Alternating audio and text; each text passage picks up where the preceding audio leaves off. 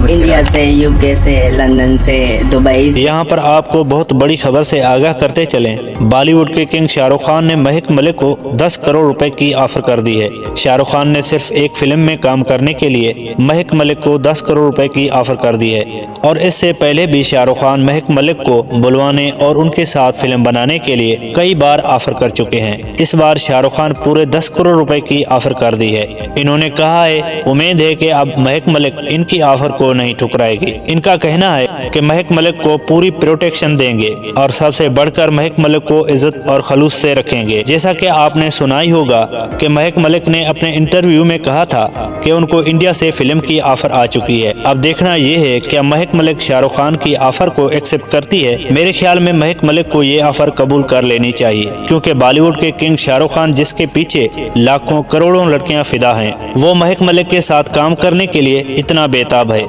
क्या महक मलिक को शाहरुख खान की ऑफर एक्सेप्ट करनी चाहिए? कमेंट बॉक्स में लाजमी बताना है। अगर महक मलिक इंडियन फिल्मों में काम करती है तो उनकी डिमांड बहुत ज्यादा बढ़ जाएगी और ये एक इंटरनेशनल सेलिब्रिटी बन जाएगी। और अगर आप महक मलिक से प्यार करते हैं तो इस चैनल को सब्सक्राइब जरूर करना। अब मैं आपसे मिलूंगा अगली इंटरेस्टिंग वीडियो के साथ।